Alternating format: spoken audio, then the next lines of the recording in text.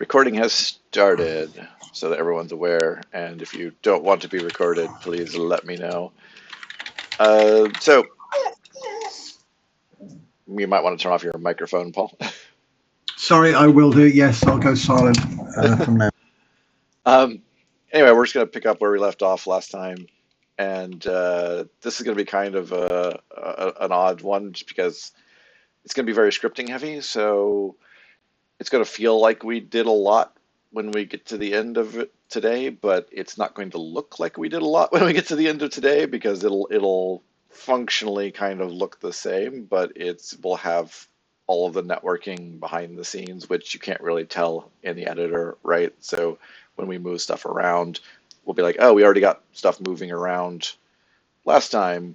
Yeah, but that was just for us. Nobody else could see that. And so we need to now make it so that everyone else can see that, and there's nobody else in the editor, so we wouldn't actually see the fruits of that until we get it uploaded onto the Sciencebase world, but it still needs to be done. So here we go. Before we get to that, though, there's going to be a couple little things that we can clean up here. One is we ran into an issue last time where the script ran out of ticks trying to load all the 192 pieces that belong to the puzzle. And I mentioned like the proper way to fix that was a coroutine, but we ran out of time last time. And so what we did last time was we just cranked the tick limiter way up on the puzzle game, which not really the best solution because that introduces lag. And this is a 192 piece puzzle. What if somebody wanted to do a 500 or 1,000 piece puzzle or something? Those ticks again might not be enough. You might have to turn them up way more, and it's that if you turn it, even if you turn it all the way up, maybe that's enough for a 1,000 piece puzzle. But it would have this huge lag spike on loading, where that script just monopolized the viewer for several seconds, trying to load all of the pieces before it let anything else happen. So not the best solution. The right way to handle this is to have this load gently with a coroutine. And so what we're going to do is we're just going to convert our startup function here into a coroutine so that it plays nicely with everything else in the scene. So we're just going to go space.host.start coroutine, and we're just going to make our init function a coroutine. And what that lets us do is then introduce breaks to it. And so all we then need to do is come down here and say, okay, let's say we take a breath every 10 pieces that we load. And so for this puzzle, that would take 20 frames to load the puzzle. Sounds like a lot, but if you're doing 60 frames per second, 20 frames is actually only a third of a second, right? So it's gentle, slow loading, but it's not that slow loading. So if we want to take a break every 10 pieces, then we need a counter. Luckily, we already have a counter in the form of the for loop built in here. So what we're just going to do is we're going to say if p modulus by 10 is equal to 0, then coroutine yield for a frame. Take a breath, let other things work. Anytime you yield, you're resetting the tick counter because it stops and then starts up again later. So you can have a low tick count, max script execution on your script, and that's fine because that's the script. That's the execution time per frame that it gets. So if you spread it out over multiple frames, then you get frames time that execution rate. So that should solve our startup problem. Really simple change, makes things much simpler. We can do a couple more little optimization things on here. This is not great. It works, but again, we kind of brute forced it last time because we were out of time, and this is an example of one way to do that, but it's potentially very resource intensive. Again, as the puzzle scales up, even for 192 pieces, what this means is that if I come up here and I click on a piece and it has to say, okay, I see you clicked on a piece, what is it? And it has to find the piece that we clicked on. that means currently it is looping through every piece that we have, so 192 pieces, and that might be one loop. If we click on the very first piece in the puzzle, right, then it's going to go, okay, I'm going to look through every piece. Is it piece one? It is piece one. I'm done. That's all I need to know. So that took one loop to find the piece that we care about. And I think my Unity just crashed on me when I hit play here. So let me start that back up.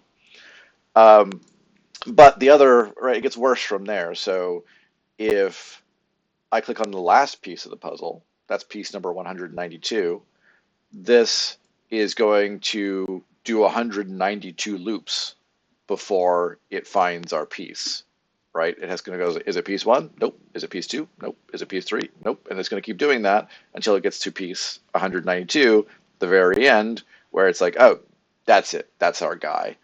And so you're going to get this variable performance out of it, where some pieces you click on and it detects it real fast and is like, oh yeah, that's me.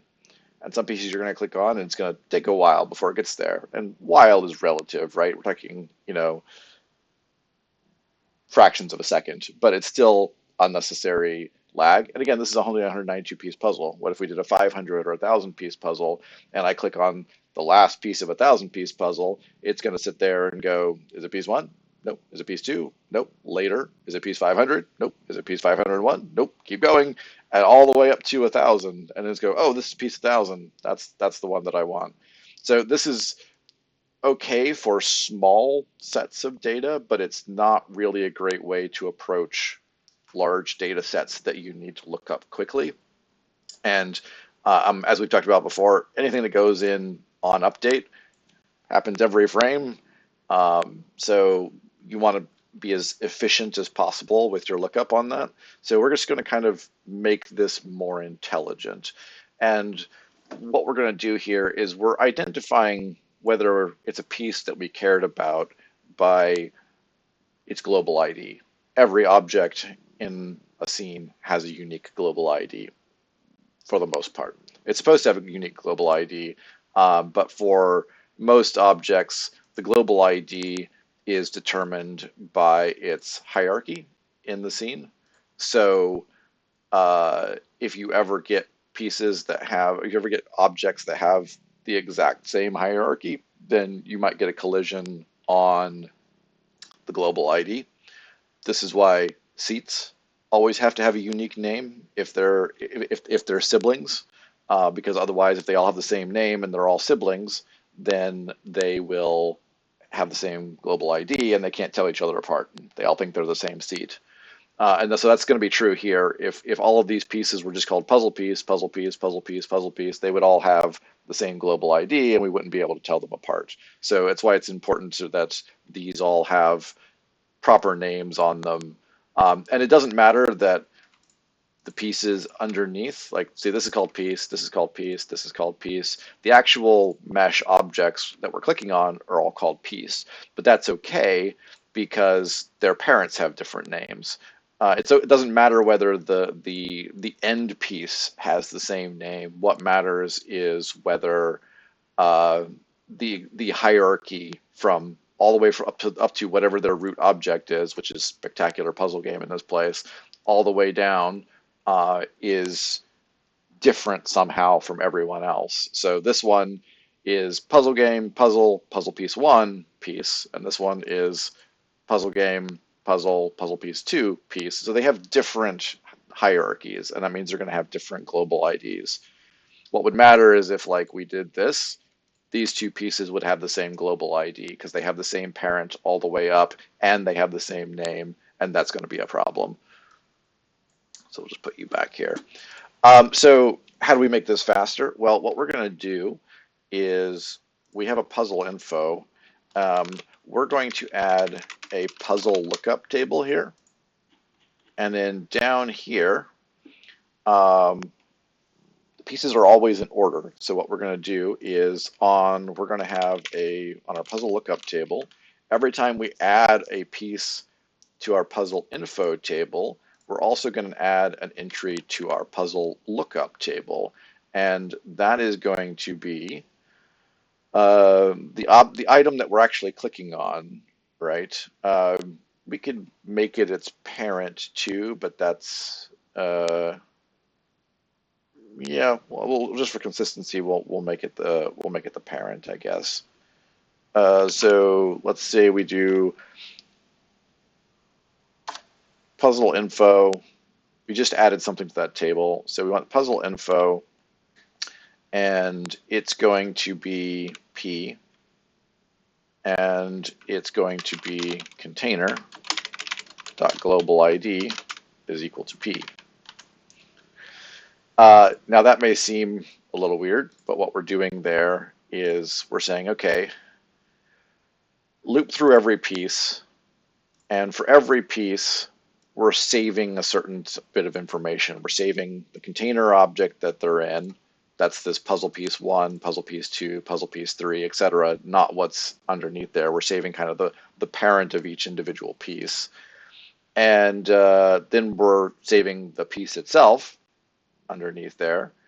And then we are currently saving its default starting position, which we might use later. We'll see.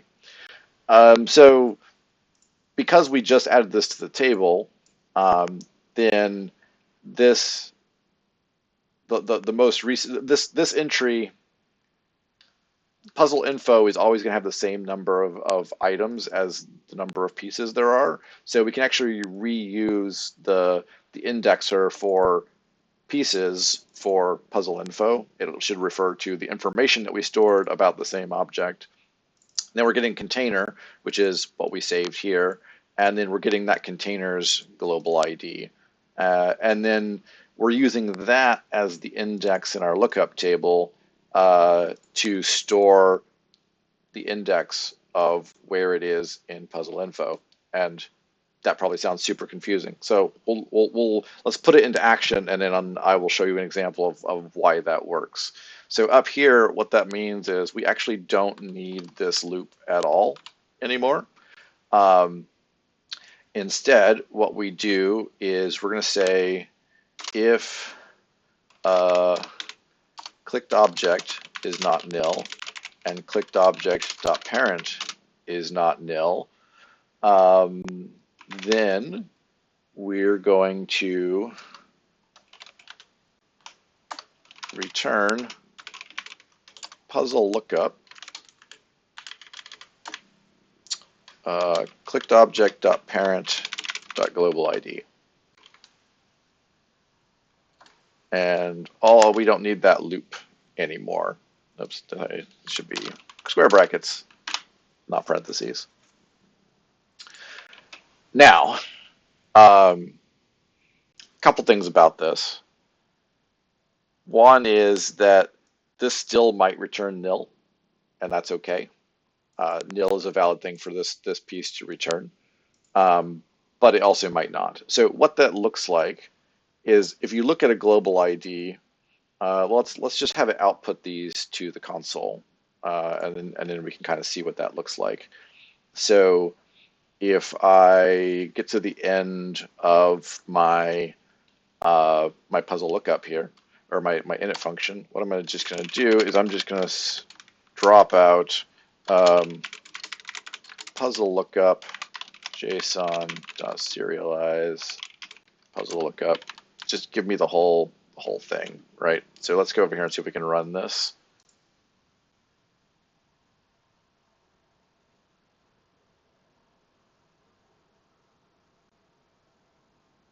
Yeah, somewhere down here. Yep, it's a lot, but it's down here. Let me see if I can capture this, put it someplace here. Don't need that. Can we word wrap this? Yeah. So this is what our puzzle lookup table looks like after we get started. And you can see all of these are indexes, and of course in Lua, indexes can be strings or numbers. So we're using a string index to turn it back into a number. And these are UUIDs, global IDs or UUIDs for every object in the scene. So what happens is if we want to then say, okay, I'm clicking on a piece of this puzzle, we don't know anything about about what they clicked on to start off with. So they click, it shoots a ray out of their mouse cursor and says, "Oh, I hit an object. Is that an object that I care about?"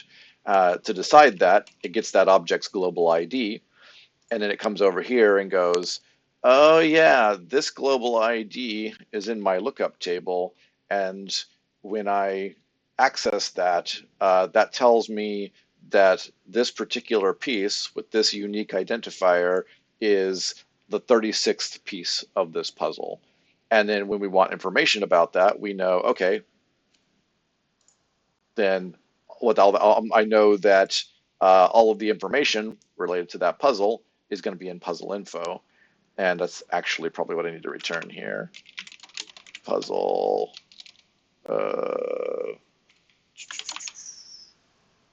This returns the actual puzzle piece, didn't it, before? Yeah, it did. All right, so what we need to do here is go, and this is not nil. Then return puzzle info this. So this pulls out. So this gets the global ID of whatever we clicked on. This pulls out the index from this lookup table, and then this passes that index into puzzle info to return back the information that we previously stored about it. And so this accomplishes the same thing as the loop did before, but this is instant. This is just checking, no matter how many objects you stuff in there, it's functionally instant. It's, if you've got a 1,000-piece puzzle or a 2,000-piece puzzle, it's just going, does this thing have an index that matches this global ID, this object's global ID? If it does, I know instantly where it is in puzzle info. So hopefully that's at least a little bit understandable as to why we're doing it that way. From a performance perspective, this is vastly better and scales essentially infinitely. As much computer memory as we have to store a number of pieces, because every object, every piece that we store in both of these tables takes up a tiny bit of memory. So, you could theoretically run out of memory with millions of puzzle pieces, but I don't think anybody's going to be making, a millions of piece puzzle. If you do, good luck, I guess. All right, so those are performance optimization changes to what we did last time, and that's why we didn't do them last time, because it takes a while to explain why we're doing it, so I just kind of brute forced it last time. But we've got those in and done, so that's progress, even though it functionally results in just doing the exact same thing as it was before. We should be able to play this. And we should be able to move pieces around. Yep, I can grab pieces, move them around, just like I could last time. But under the hood, it works differently than it did before. It works in a more scalable fashion. Notice we're not crashing now, even though I've got the tick rate turned way back. No, actually, that's way back down. I think 5,000 is the default, and we had it up to 10 times that. So let's try that again. I changed it in play mode earlier, so it didn't save, and then Unity crashed. But you can see that it still works fine with the tick rate turned way down.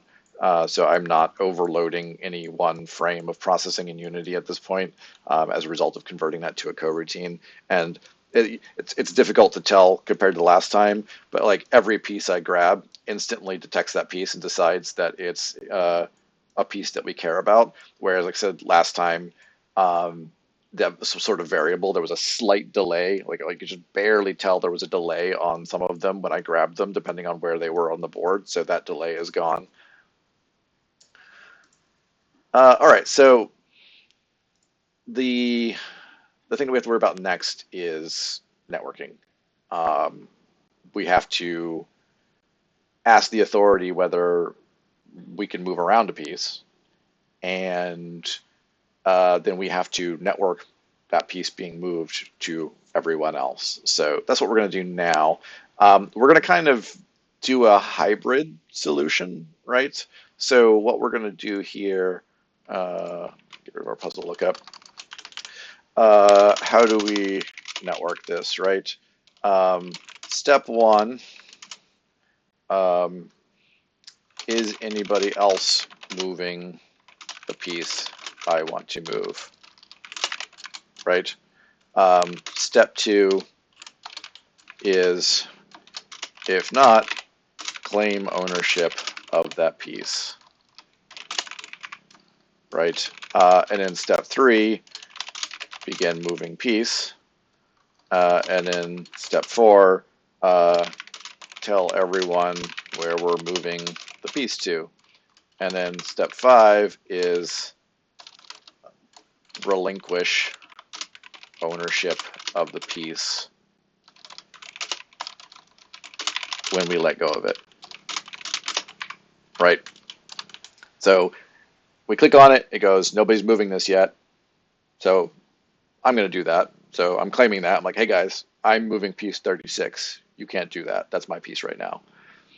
That way everyone else knows, oh, I'm not allowed to move that one. Then I start moving it. I'm dragging it around. Every time we have to decide like an update rate on that, probably like once per second, but as we drag that piece around, we need to tell everyone, hey, the piece is over here now. Now I've dragged it over here. Now I've dragged it over there. And so that way on everyone else's screen, they can update the position of that piece that you are currently dragging so that it's the same on their screen as it is on yours. And then the final step is when I let go of the mouse button, I tell everyone, okay, guys, I'm done with 36. Somebody else can play with it if you want to. I no longer have control of it. So the only part of this that we currently have is step three, right? Done, kind of, right? We can do that part, but it's just, it doesn't do any of the other pieces. So how do we tell whether somebody else is moving the pieces around? There's two approaches to this, and we're going to opt for the approach that has the best user experience. So what does that mean? Option one, we can ask the server if we're allowed to move a piece, wait for server to respond. Autocomplete is killing me here. And then start moving piece if server says yes, right? That's one option. Since the server's the authority, that seems pretty straightforward. The problem is we're reintroducing a little bit of a delay, right? So I'm going to click on a piece. If I click and start dragging, maybe that works. Maybe it doesn't. I'm going to be waiting just a little bit for that response from the server. You know, depending on my latency, that might be 1/10 of a second or 2 or 3/10 of a second, but it's going to be noticeable. You're going to feel it where I click and then fraction of a second later, it actually starts moving because then we get a response back from the server saying, yeah, nobody's using that piece. You can go ahead and move it. The other option two is cache locally who is moving all pieces. Check our local cache to see if piece is in use. If not, start moving immediately. The only thing you have to, this will eliminate the delay. Whenever the server tells us, hey, this piece is being moved or this piece is not being moved, we can just update our own local cache that we know of is moving that piece or not. This introduces a slight risk of two people have their local cache, both say nobody is using that piece, both click on it at the same time, both of them go, hey, I'm going to move this piece now to the server, and the piece will start moving instantly on both of their screens. But when it goes up to the server, both of them send a message to the server saying, hey, I'm moving this piece now, let everyone know. The server, being a central authority, is still going to just process those messages in the order they come in based on latency. And so somebody's going to win and somebody's going to lose, right? Whoever's packet gets there first is going to be the real owner of that piece. And when another packet comes in, the server's going to be like, nope, somebody's already using this piece. And so when it sends back out the message to update everyone's local cache about who the owner is, if we can just say, if at any point we get a message declaring someone else to be the owner, then we abandon moving the piece ourselves. So that solves any conflict that might arise from that.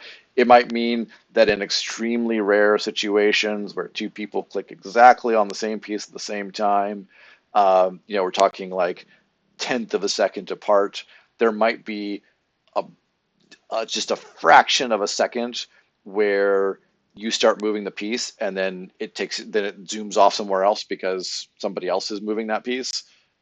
But that's kind of a worthwhile payoff to not getting this upfront delay. And because anytime the user feels an input delay, that doesn't feel good. Even a tiny input delay to a user feels bad. It feels like lag, even though the program's not struggling. We typically think of lag as the program is struggling in some way to, render enough frames or whatever. And so it slows down and that feels like lag. It might be network latency, things like that. So anything that feels like it's introducing lag, even if it's not really lag, it's an intentional back and forth negotiation. That's going to feel bad to the user. And so we can pick this option that says, oh, this feels good for the user. And if there's an extremely small chance that there might be a 1/10 of a second where people are see the piece moving, but it's going to correct itself so quickly that they probably won't even notice most of the time. So worthwhile trade-offs. So we'll probably do this one, and that's tied into this, right? Claiming ownership of the piece. This actually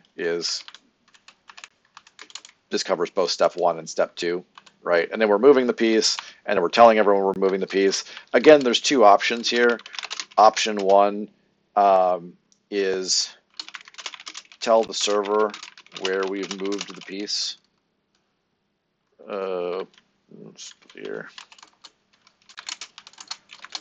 The server then tells all connected users where that piece is now. And so that can work, but we're introducing an extra hop for you to see where I've moved the piece.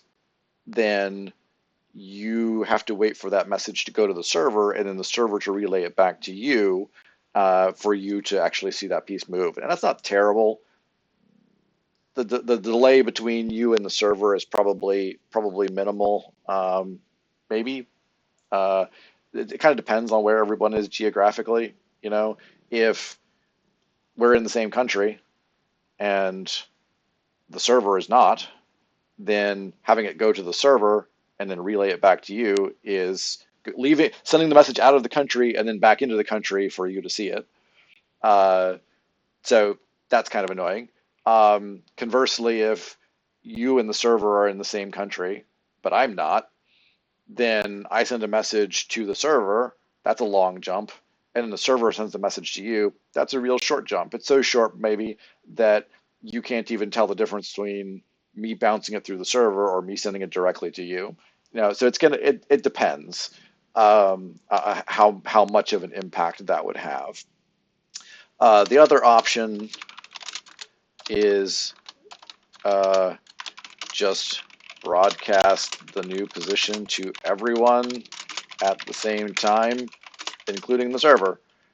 So the server has to know where that piece is supposed to be, because if someone new logs into the scene, the server has to be able to go, hey, Hamid, you're new. You weren't in the scene prior to just now. You didn't get all the previous messages about where these pieces are. I need to catch you up.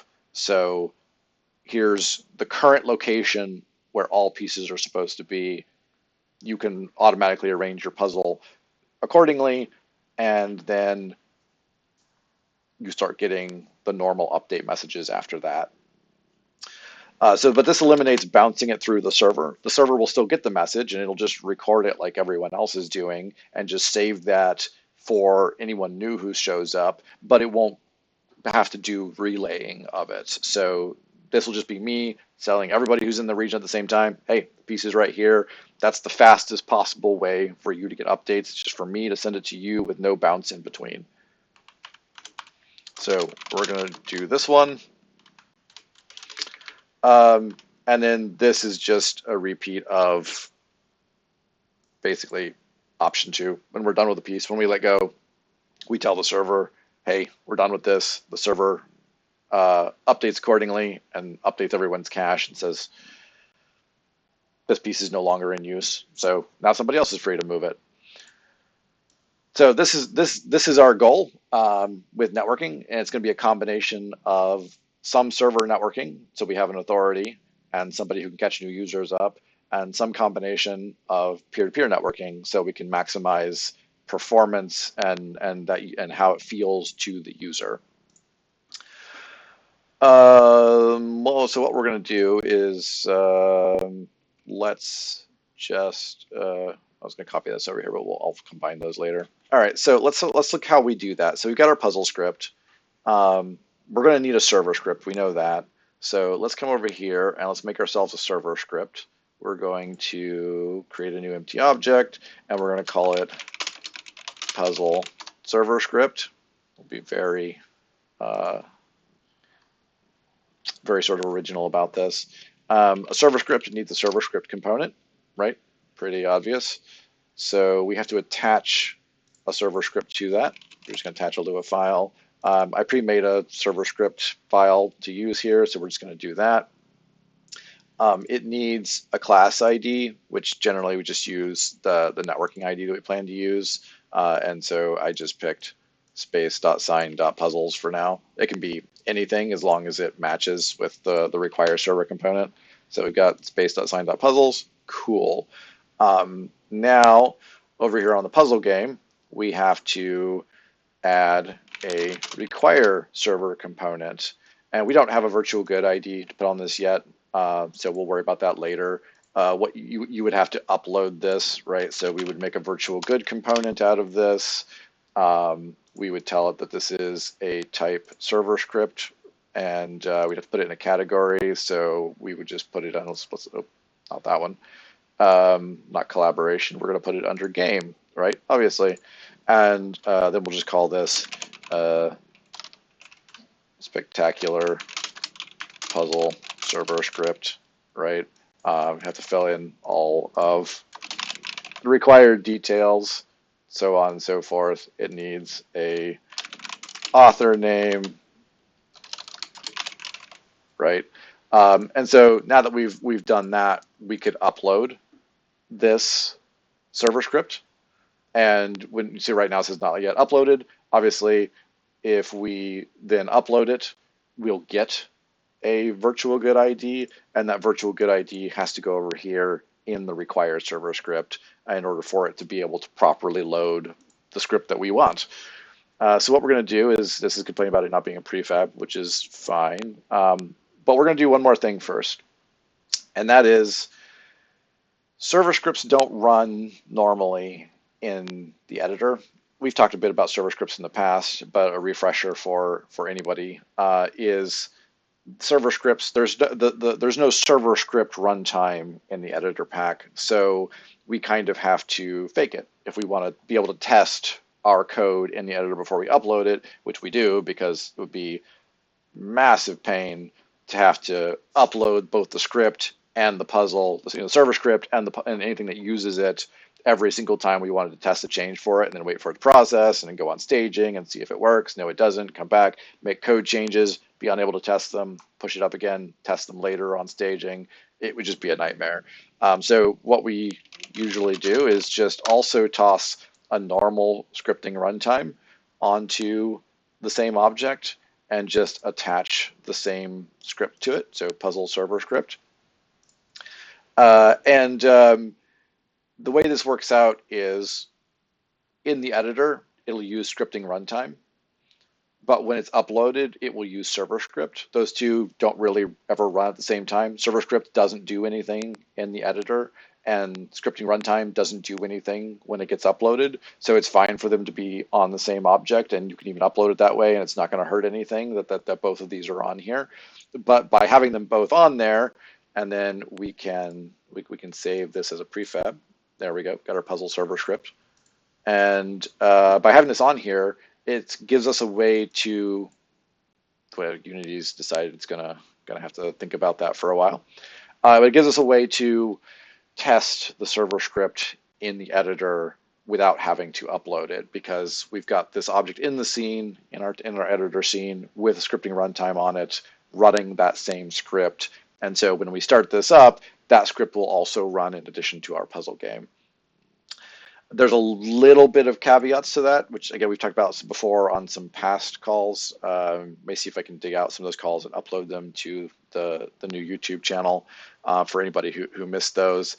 But basically, most things in server scripts, if it's just Lua, if it's just you're just writing Lua, it's going to be the same between both of them. And for most of the Sciencebase APIs, it's also the same on the server as it is in the client. There's a couple of exceptions to that.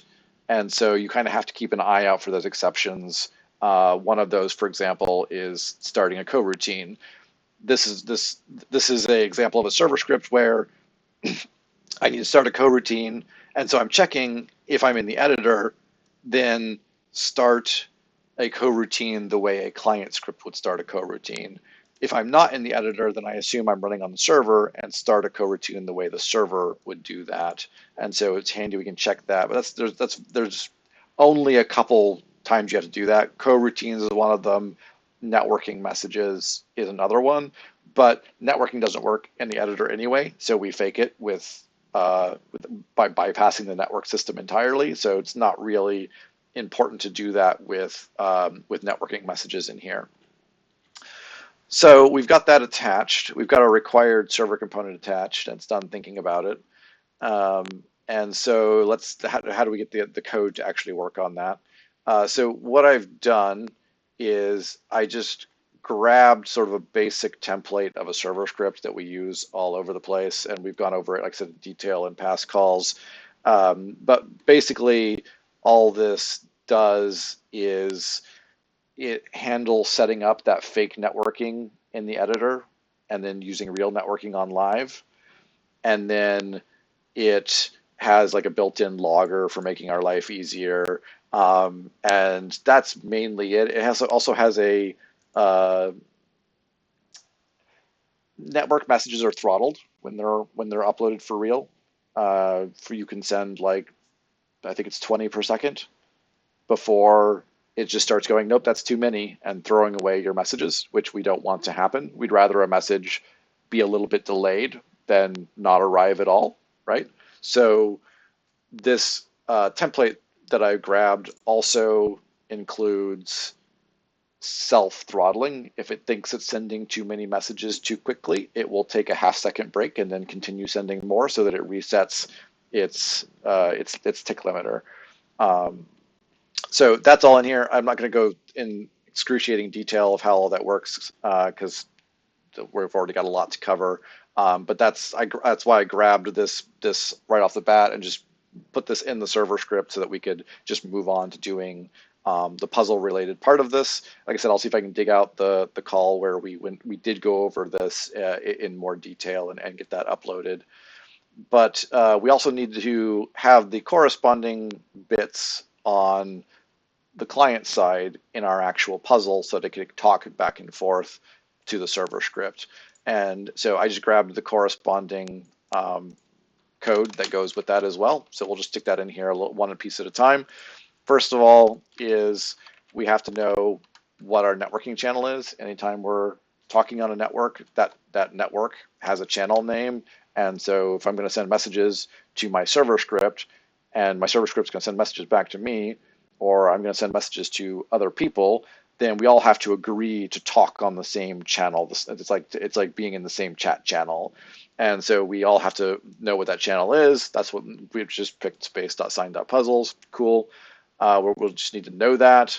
Something else we need to do is in our initialization function, we need to listen for network messages coming in. So we're doing that. We're just going to add this here. And again, because it works slightly differently in the editor than it does online, we're checking if it's in the editor. If it is in the editor, then we are using space.shared. If it's not in the editor, then we're using actual networking. And for both of these functions, you have to pass in another function. You have to say, this is the guy who's going to handle any messages that come in. So we need that function. We need our handler function. We're going to grab, oops, that's the wrong one. That's on the server. We're going to grab this one for the client. We're just going to stick it in here. And the warning went away on these because there now actually is a function by that name. Don't need you right now. Okay, so this is again handling a slight difference between real networking and fake networking in the editor, and that is both of these send their data to the same function. However, in space.shared, data if coming through space.shared is just a table, it is whatever we sent. However, data if coming through the network is actually an S network message object. So the info we want is actually in data.message, which gives us the original table we sent, original information. So we're just saying this actually should be if not space.editor. So we're saying if we're using regular networking, then pull our data packet out of the rest of it and throw the rest of it away because we don't care about the rest of it. But we have to, it's encapsulated inside this S network message object. So we have to pull the data out of this object and then throw the container away. And then we can just move on with our life and treat them the same after that. And then we need one more piece, and that is sending network messages out to other people. So this is normally in most of our server client relationships, that's it. The server talks to the clients and the clients talk to the server, and that's it. Clients don't talk to other clients. But we want to do both. So we're gonna change this up a little bit. We're going to, instead of calling this send to server, we're just going to call this send to network. And in addition to taking a data packet, we're going to have a server only flag here. And so we can choose to send it to everyone, including the server, or we can choose to send it to only the server. And some messages are going to be one way or the other. So this doesn't matter for local networking. There's nobody else. The only other person we could possibly be talking to is the server. So it doesn't really matter whether we send it only to the server or to everyone and the server. It's still going to go to the same place. But what matters here is this: is when we're sending the network packet out, then we're going to say server only is true equals true. And so what was if we say send to network some data true, then it's only going to go to the server. If we say send to network some data or send to network some data false, both options work the same, then it's going to go to everyone at the same time. So that would look like send to network data true equals server only. And if we do send to network data false, everyone, including server. And if we do send to network data with nothing on it, then same as false. If we leave it off, then it's nil. Nil is the same as false, so it's just going to send it to everyone that way. So that gives us a little bit of versatility in how we send network messages out. All right, so that establishes our basic networking. This script can now send messages to each other. It can send messages to the server can send messages back to them. Cool. We have a sort of a basic piece put together where we can actually start doing something useful with that connection, but we have to get that connection in place before we can implement any functionality in there.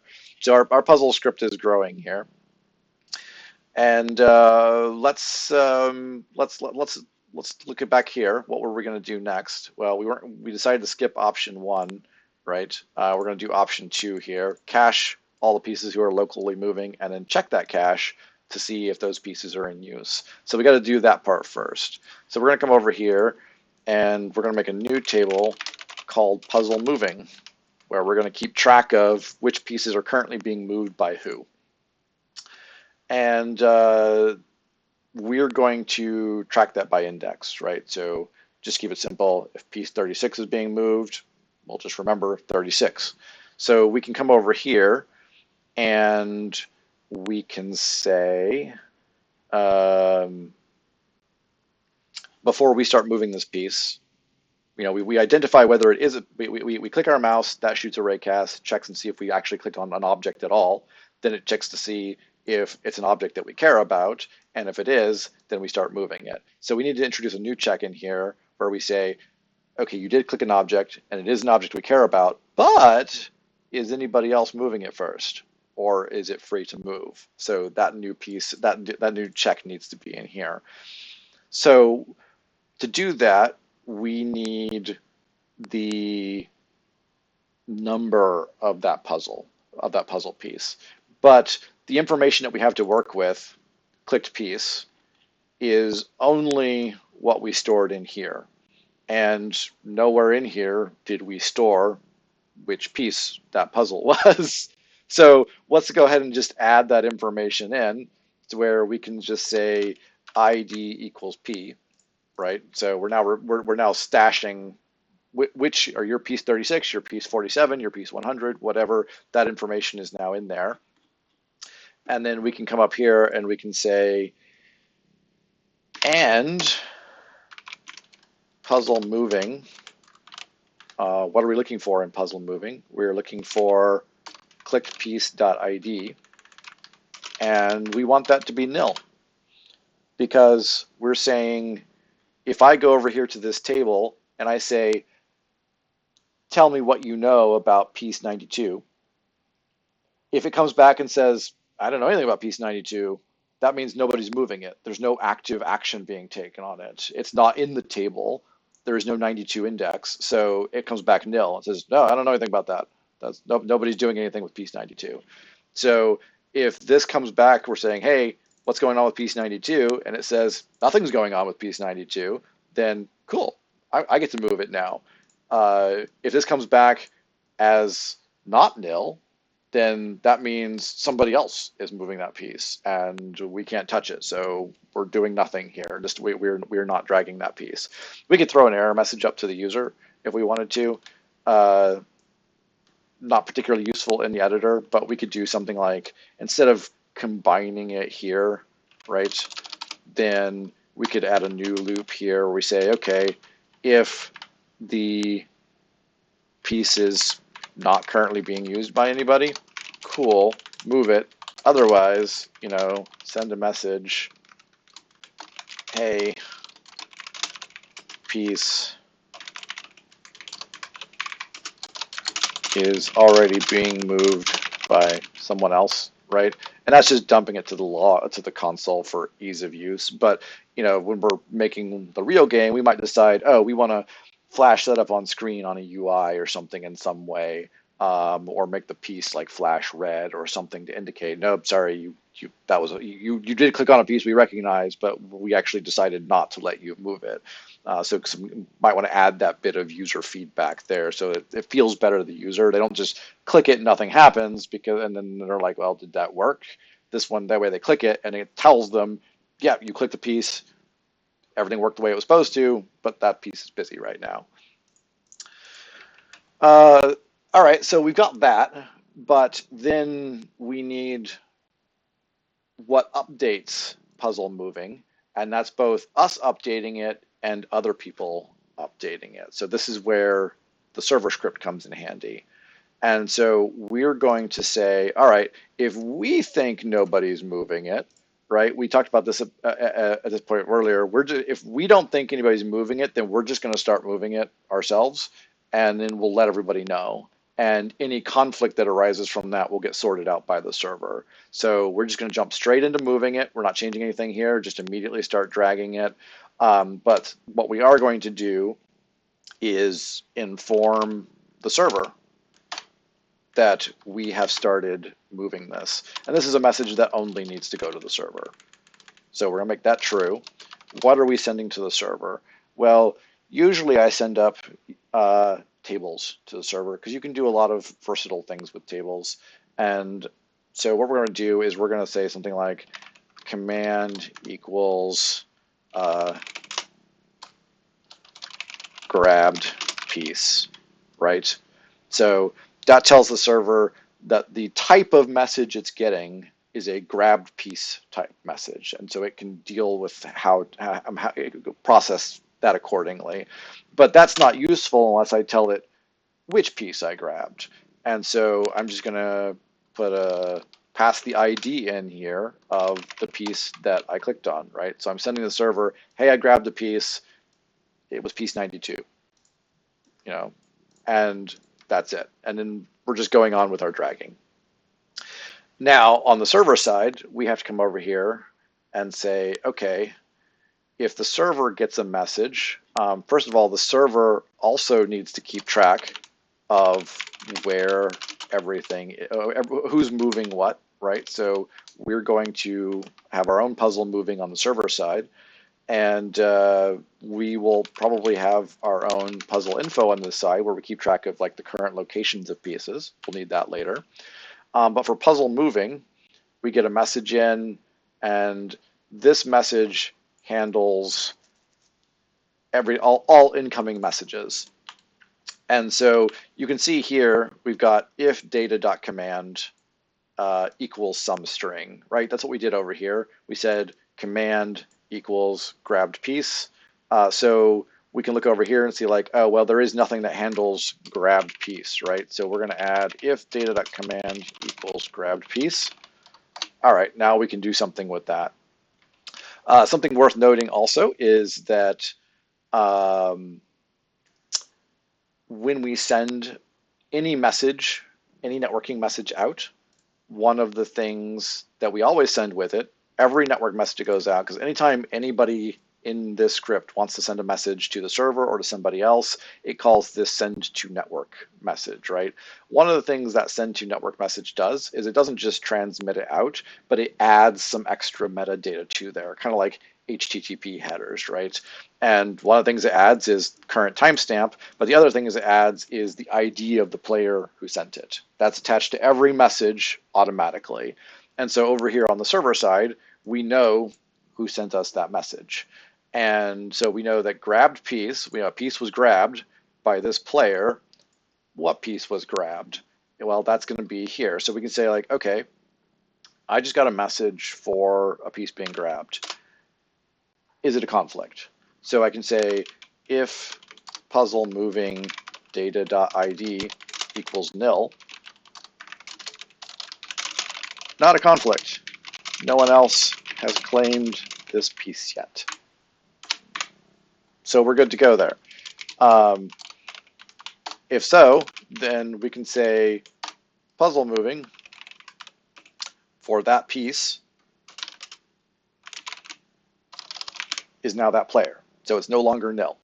if I were to add to, it's too many equal signs there. If I were to ask this later, hey, who is moving piece 92? I could get that information because I could just say puzzle moving dot data or data.id, and that will give me back either nil, nobody's moving it, or the ID of the player who is doing the moving. But now that I've decided that this player, me as the authority, I'm the server, I get to decide that if I get final say over who's allowed to move this piece, I need to tell everyone else who is moving this piece. So I need to send a message back, and the message has got to go to everyone. So the way that this sort of server template works out that I've previously put in here is I'm just going to insert a new message into the everyone category, and that message is going to be piece moving, or actually let's say we'll just call it piece claimed, and then we have to tell it what piece got claimed, right? So that's data ID. And we need to tell it who claimed that piece. So we're going to say owner equals player. And that sends out to everyone that player currently has piece 92 claimed. That belongs to them. And then we're going to go back to our puzzle script. And we're going to say, okay, that means on the client side, if we get a message that says piece claimed, then we update our own local cache accordingly. We just believe the server. The server is the boss, so whatever the server says goes. So we're going to say, okay, well, are our puzzle moving? Then puzzle equals puzzle at the data ID index equals data.owner, and ours is now updated accordingly. Now, this is where we would resolve any conflicts. If I thought I was moving that piece, but somebody else was actually moving that piece, then we need to go, okay, sorry, our bad, we'll leave that piece alone. So we can do that by making some assumptions here. So when we grab the piece, what we're going to do is we're going to say puzzle moving for clicked piece.id is me. It's my player ID. And my player is just a shortcut to space.scene.playerAvatar. I just do that because it's more readable than constantly having these long strings in here, these long multi-stacked variables. So down here, when we get the message, we can be like, okay, well, what if puzzle moving isn't nil to begin with, and puzzle moving is me. I currently think that I'm moving this piece. I need to stop because the server has told me, no, that is not your piece. Somebody else is moving that piece. And so all I'm going to do is just stop dragging it, right? I'll say if dragging is true and that is the piece that I'm dragging, then just stop. Just like, okay, sorry, my bad. I'll let go of it. And now I'm just listening for whatever this data owner wants to do with that piece. So that handles claiming a piece. Then we need to handle unclaiming a piece. We're done with it. We got to let it go.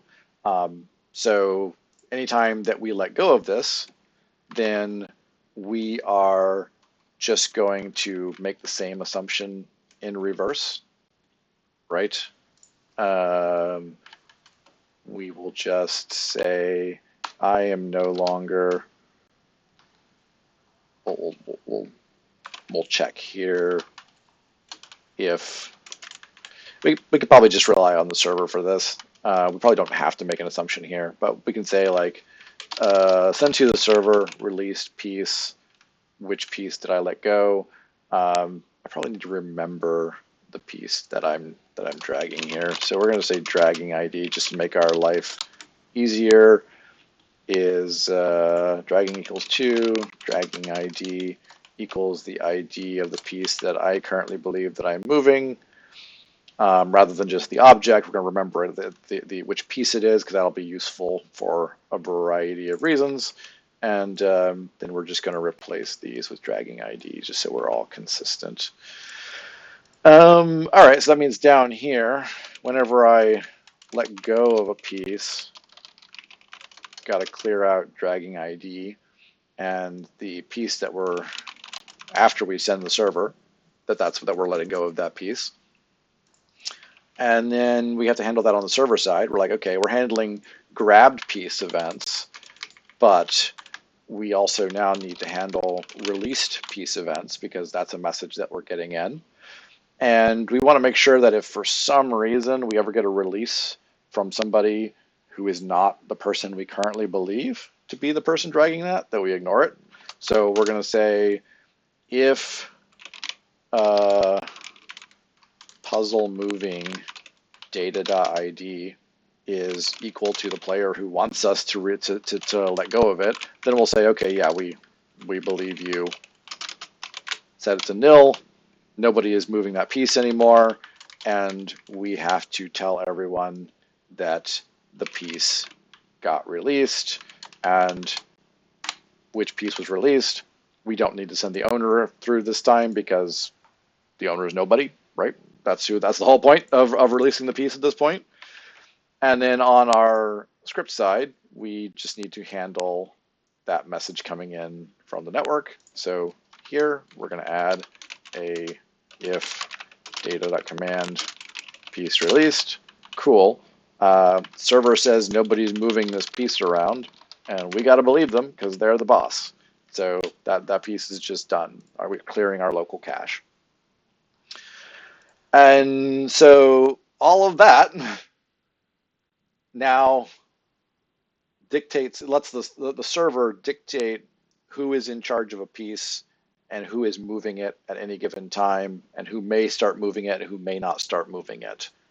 And that's all that does. So that is step 1 and 2 are completed. So this one's done. Not doing this one. I mean, step 1 is done, and step 2 is done, and step 3 is done, right? Because step 3 was actually the first thing we did, actually moving the pieces around. But now we've added step 1 and 2 in front of it, where we say, am I allowed to move this piece? Yes. Okay. Tell everybody else that this is my piece, and then handle letting it go again afterwards. So step 1, 2, and 3 are done, and that puts us on to step 4. And actually, we did step 5 too, letting go of the piece when we're done with it. So that means basically all that's left is step 4. As we move the piece around on our screen, it needs to move around on everyone else's screen as well. So let's have a look at that. Oh, that needs to go away.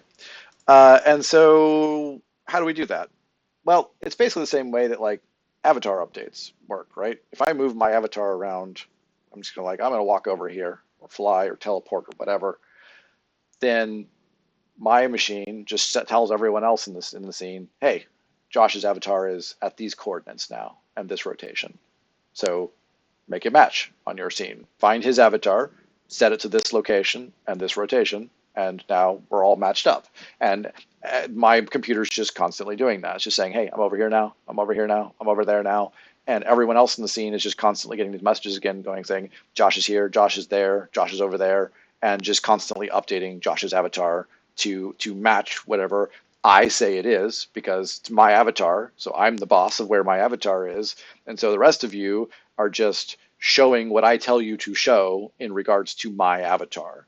And that's going to be the same way the puzzle pieces work. If I pick up a piece and I'm moving it around, that's basically my avatar right now. Like I am the authority on where that piece is, And the rest of you are just following along. If I say it's at this position, then you just go, okay, I'll put it at that position again because it's my piece and I own that piece. So how are we going to do that? Well, this is a little bit tricky with networking movement. And it's the reason that like you'll often see avatars walking around and they might like suddenly like, they're walking, but they like skip and like jump around a little bit. They don't seem like moving fluidly all the time. And that gets worse the more people who are in a scene because we throttle our avatar update down so that like if there's a couple of people in the scene, it's like 10 times a second or something, a message goes out updating you on location. So you get really rapid, constant updates. If there's 50 avatars in the scene, you might only get that message once per second. And so you're only getting like a time lapse of, well, this is where I am now, but this is where I am a second from now. And so you just kind of like jump from place to place where, okay, I was here 1 second ago, now I'm here in this second. We try to do some interpolation in between to smooth it out, but it can be difficult to get that right because part of it is with latency. If I'm going to be like, oh, I expect a message every 1 second, and so if you send me a new location, I'm going to assume that you moved from your old location to your new location over the duration of 1 second. But depending on network latency, it might be a little less than a second, might be a little bit more than a second, might be a lot more than a second. And so I might translate you too fast or too slowly based on what I predict the next message to come in. And so you would still get some like weird stuttering effects out of it. We're going to try and do a little interpolation here. It's probably not going to get to that today, but it's something we want to polish up for the final version of it is add that interpolation in. But just for right now, because we do have a time limit, we're just going to try and get basic updates in, and then we can kind of optimize, how fast are we sending them, how are we interpolating them as they move around to make it look smooth on their screen, even though the updates are only coming in periodically. So how do we do that? Well, we're going to, while we're doing dragging, so on our screen, it's always going to drag smoothly, right? We update its position every frame for perfectly fluid, smooth drag as we move it around, but we don't want to update it to everyone else every frame. So we have to be a little bit more judicious about that.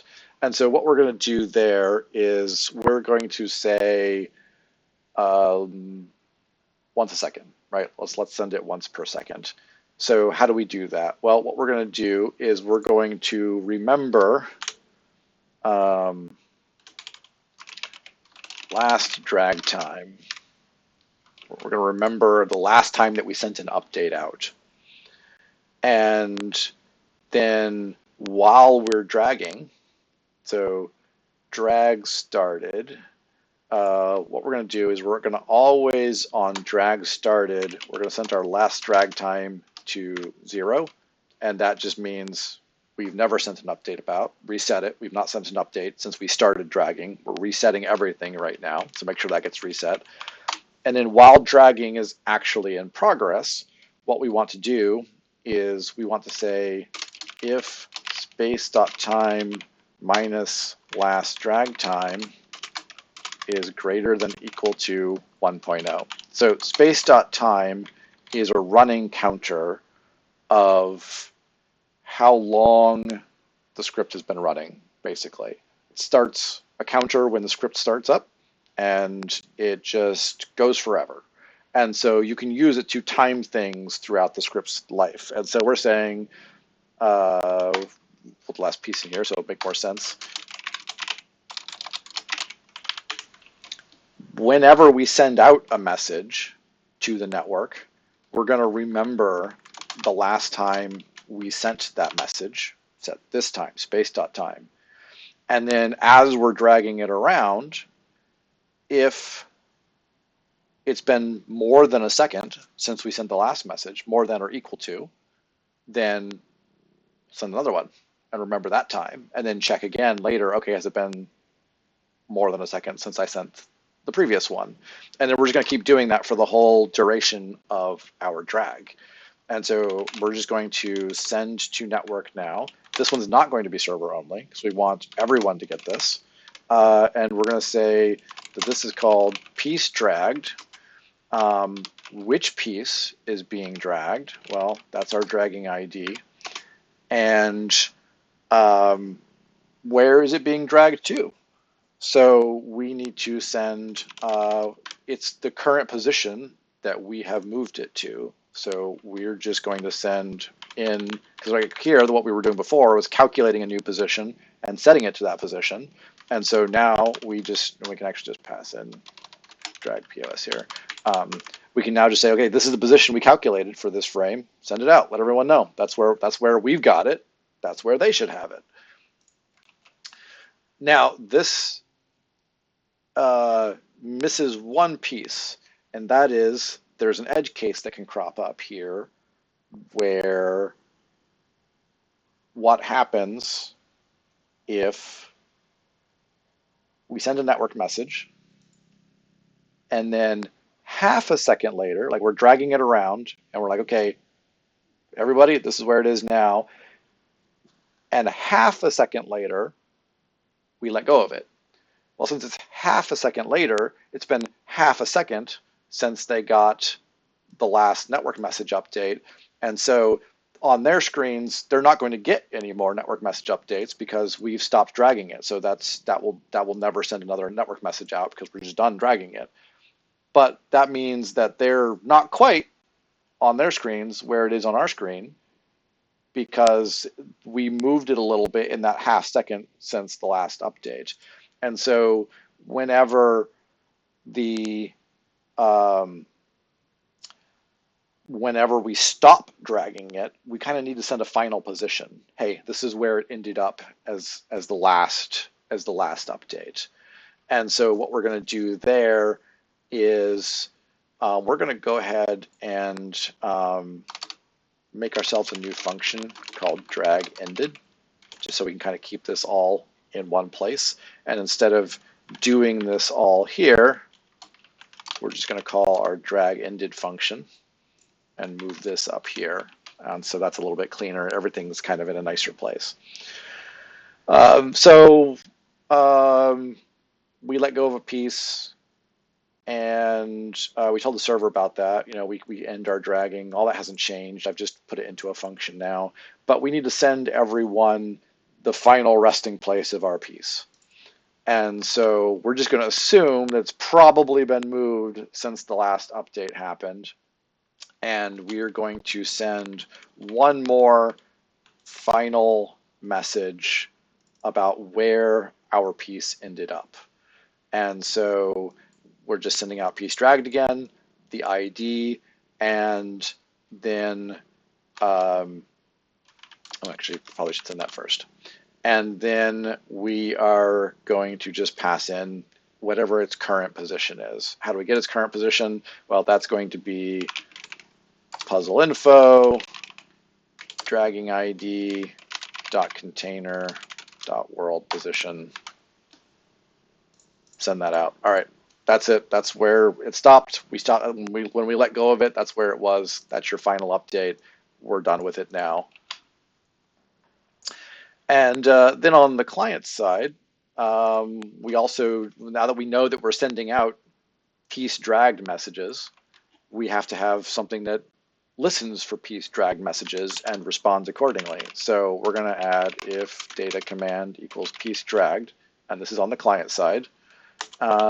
Then someone moved a piece, we need to move it to match what they did.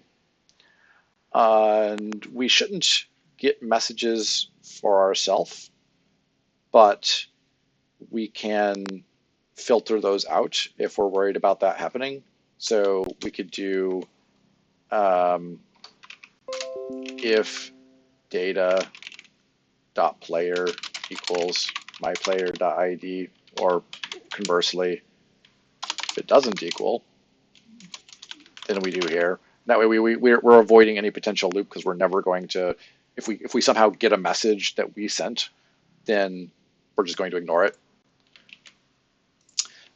So this, we definitely know this came from someone else, wasn't us. And so what we're going to do there is we're going to check to see if there's someone who currently should be moving that piece around. So if puzzle moving data.id is equal to data.player, right? Because we know that player is something that gets included in all network messages. Then, okay, it's their piece, do it. And we'll just keep it simple. We're not going to do any interpolation right now. So all we're just going to say is that, all right, well, they're boss. So they're boss of that piece right now. So we're going to say data.id.container.world position equals whatever they said it is, whatever they sent it through in position when they sent it over the network. We believe them because they're the boss. It's their piece right now. It's their avatar. And so we just set that piece to that corresponding position. So we also need to do the same thing on the server, right? The server just needs to remember that so that it can update new players who come into the scene, right? It's going to do that a little bit differently, but we will say if the server gets a piece.dragged event, and it's, again, from a player that we currently believe is the one that's supposed to be moving that, then what we're going to do is we're going to update. The server doesn't know like the container and the actual objects, it just kind of knows metadata about it. So we're just going to remember the position of that. And so first thing we're going to do is if puzzle info, if we've ever heard about this piece before, or in this case, never heard about this piece before, if it equals nil, then the first thing we need to do is initialize that to be not nil before we can save any kind of information in it. So we do that, and then now that we're sure that there's always going to be something there to save, a table there that we can add information to, then we're just going to go ahead and just copy the whatever position the owner of that piece said was. We're just going to remember that. And if anybody new joins the scene, then we can just give them a dump of like, hey, piece 17 is here, and piece 29 is over there, and piece 83 is here, and just update your board all at once to match what everyone else in the scene currently sees. And then congratulations, you're on board, and now you'll just get regular updates from people as to those pieces moving around. But that's going to look a little bit janky, and also going to probably look a little bit disappointing. So if I play this now, assuming I did all of that right, I can move pieces around just like I could before. It doesn't look any different. Like I said at the start of the call, unfortunately, this is going to feel like we did a lot, but not look like we did a lot. So it looks exactly where we left it off last week, where I can just grab any piece I want and move it around wherever I want to. But since I'm the only user in the scene, nobody's ever going to fight me over these pieces. There's nobody else in the editor but me. It's not uploaded, so it's not a multi-user environment. And so there's nobody here to fight with me over who is currently dragging these pieces. And I'm not going to see any pieces moving around by somebody else because there's nobody else here to move those pieces around. So we did a lot, but it doesn't look like a lot in the editor. It still looks exactly the same as it did before. So that's kind of, projects can be like that, where it's like, this is, I wrote a lot of code, but doesn't look like it does anything, but it will when it gets uploaded. And so we're almost out of time here, so we're just going to recap what we did briefly, just because of the fact that it doesn't look like we did anything, but we did. So the first thing we did was turn this into a coroutine so that this can load a puzzle of any size without running out of ticks and lagging the viewer up. And then we improved our puzzle piece detection so that it's always instantaneous, whether they're clicking on piece 1 or piece 1000, then it takes the same amount of time to detect whether it's a piece that we care about. So we did that with our puzzle global ID lookup table.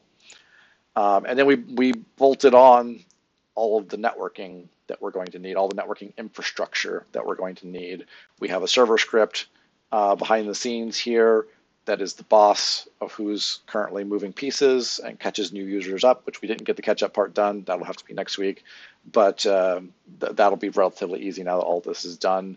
And then we've also done the part where we take ownership of a piece and then we relinquish ownership of a piece, and then we update that piece's location as we drag it around, and everybody else who gets that message, which is here, will then be seeing the piece that I'm moving also move on their screen to the same location. And this is going to have that effect of being jittery because it's every second. Then with this basic implementation on everyone else's screen, they're just going to see it like it's here, then it teleports over here, then a second later it teleports over here, then a second later it teleports over there. They're just going to see it like jump around every 1 second on their screen to whatever its new current location is, because that's how often we're sending out updates. We're sending out updates every 1 second. And we can play with that. Maybe we decide 1 second is too long. Maybe we make it half a second or a tenth of a second. But we probably don't want to send it out every frame, right? Because if we just sent it out, if we took this part out entirely and just left the send network in, then we'd be sending this network message 60, 100 times per second. Whatever your viewer's frame rate is, that's how many times per second you'd be sending out a networking message with the piece location. And that would make it appear very smooth to everyone without having to do interpolation necessarily on everyone else's computer. But it would also be a huge network load to send and process on both sides.